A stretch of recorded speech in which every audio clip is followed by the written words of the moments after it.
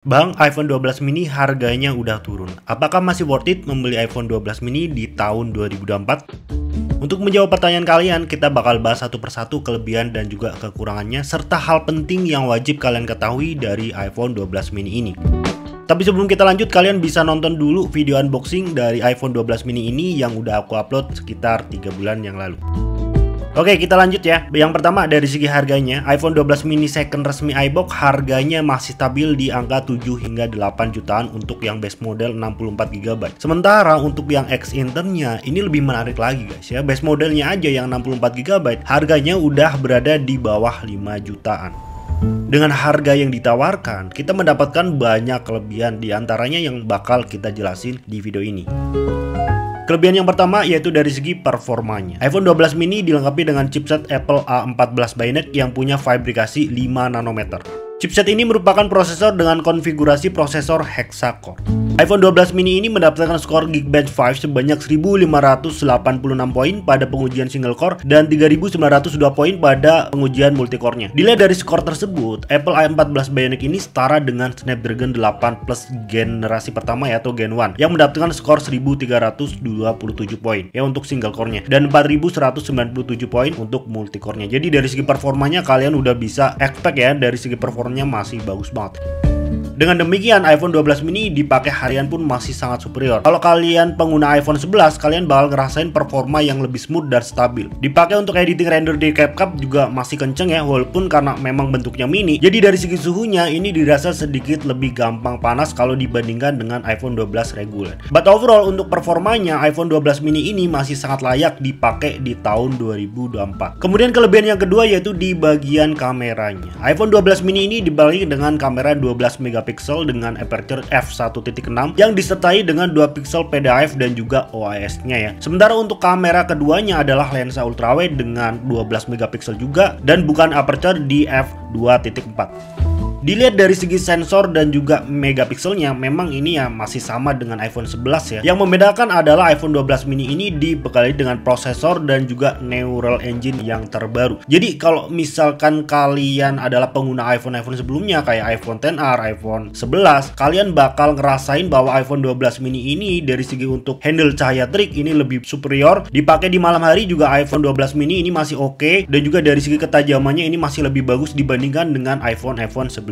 Serta kabar baiknya adalah untuk iPhone 12 mini ini, lensa ultrawide-nya ini udah dibekali dengan adanya night mode ya. Jadi berbeda banget dengan iPhone 11 yang belum ada fitur night mode-nya di lensa ultrawide-nya. Sementara untuk perekaman videonya ya iPhone is iPhone ya guys. Kalau ngomongin videografi, mau dipakai 3 hingga 4 tahun lagi juga kerasanya kualitas dari iPhone 12 mini ini dari segi videografinya ini masih bagus dan gak ketinggalan zaman sama sekali dengan HP-HP flagship Android keluaran terbaru sekalipun. Dari segi stabilisasi, natural colornya, kemudian cara handle cahayanya, videografi dari iPhone 12 mini ini salah satu yang menjadi nilai plus kalau kalian mau pakai iPhone ini untuk konten sosial media atau konten YouTube dan lain sebagainya. Untuk rekaman videonya juga ini sanggup rekam hingga 4K 60 fps, walaupun ya kurang reliable aja ya, karena kalau misal kalian pakai 4K yang lama gitu ya, iPhone 12 mini ini sering banget warning bahwa suhunya meningkat drastis. But overall kalau kalian cari sebuah iPhone yang masih bagus dari segi kualitas kamera dan juga videografinya, iPhone 12 mini ini menjadi salah satu opsi yang sangat worth it dibeli di tahun 2024.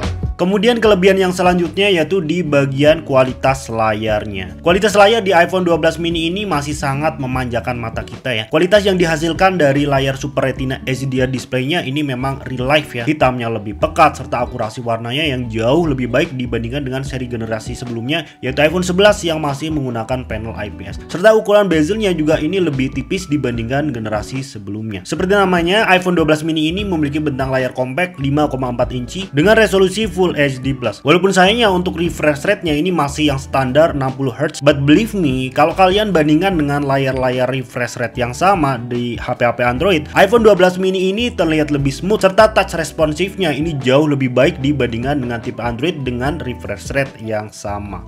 Untuk tingkat kecerahannya, iPhone 12 mini ini masih sama ya dengan iPhone terbaru sekarang kayak iPhone 13 mini, iPhone 14. Dari segi nitnya ini di angka 1200. Jadi kalau kalian pakai di indoor atau outdoor pun ini masih sangat nyaman dipakai.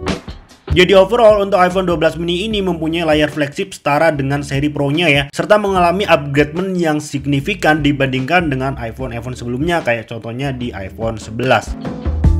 Kelebihan selanjutnya yaitu untuk iPhone 12 mini ini merupakan HP yang future proof ya guys. iPhone 12 mini ini dibekali dengan konektivitas 5G. Ini merupakan seri iPhone generasi pertama yang memiliki konektivitas 5G. Walaupun di Indonesia ya emang belum merata, tapi setidaknya ini bisa menjadi future proof bahwa iPhone 12 mini ini dipakai jangka panjang juga masih oke.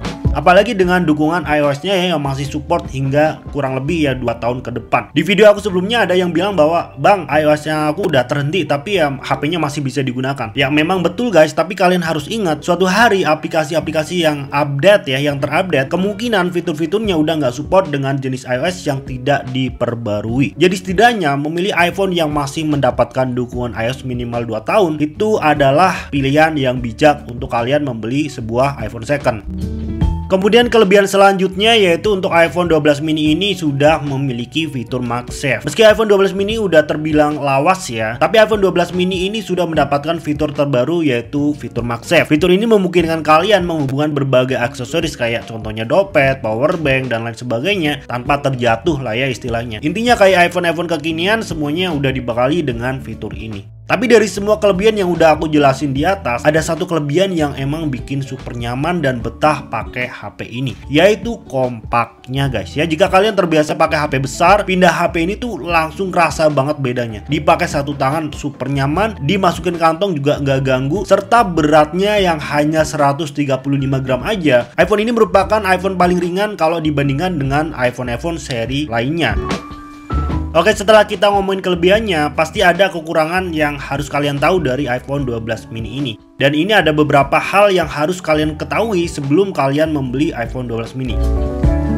Di antaranya, hal yang pertama yaitu baterainya terlalu boros guys. Ada satu alasan mengapa iPhone 12 mini ini tidak laku di pasarannya pada saat pertama kali dirilis, walaupun sekarang udah jadi kebalikannya ya karena emang harganya udah murah, yaitu di kapasitas baterainya yang menurut aku ini kecil ya, di angka 2227 mAh aja, yang memang nggak seboros iPhone X atau iPhone XS, tapi iPhone 12 mini ini tetap nggak bisa dikatakan sebagai HP yang awet ya. Untuk penggunaan harian dan sosmed tanpa gaming, kalian minimal melakukan pengecasan 2 kali sehari dengan SOT rata-rata 5 hingga 6 jaman aja. Dan itu merupakan iPhone 12 mini yang dari segi baterai health-nya masih di atas 90%. Kemudian kekurangan selanjutnya, ini bukan kekurangan sebenarnya ya, tapi preferensi masing-masing aja, yaitu dari segi ukuran layar yang terlalu kecil. Kalau fokus kalian cari HP yang compact dan nggak masalahin ukuran layarnya, HP ini sangat layak dimiliki oleh kalian. Tapi sebaliknya, jika kalian adalah seseorang yang sebelumnya suka dengan HP-HP layar besar, suka nonton konten-konten dan video dan juga sosial media, kalian bakal kurang nyaman dengan layar HP ini yang emang super compact di 5,4 inci. Untuk kekurangan ini sekali lagi balik lagi ke preferensi masing-masing orang, dan ini adalah salah satu hal yang harus kalian pertimbangkan.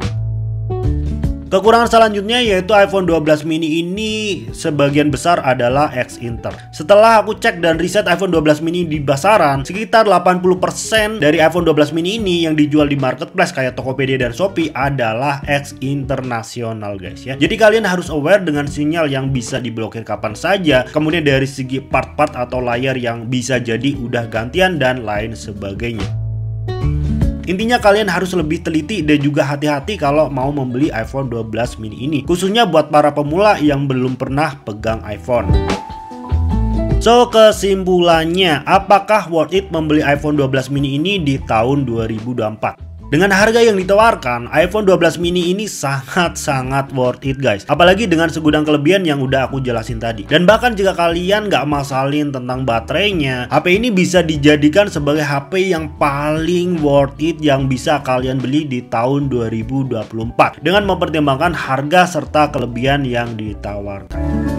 Tapi jika kalian suka gaming, suka sosial media, dan suka HP yang ketahanan baterainya itu awet, iPhone 12 mini ini bukanlah pilihan yang bijak. Kecuali kalau kalian mau jadiin HP ini sebagai secondary device. So, pilihannya ada di tangan kalian masing-masing. So, mungkin itu aja ya pembahasan dari iPhone 12 mini ini. Kalau misalkan kalian punya pertanyaan atau punya opini, silahkan langsung drop aja di kolom komentar. Terima kasih buat kalian udah nonton, kita bakal jumpa lagi di dalam video selanjutnya. Bye bye.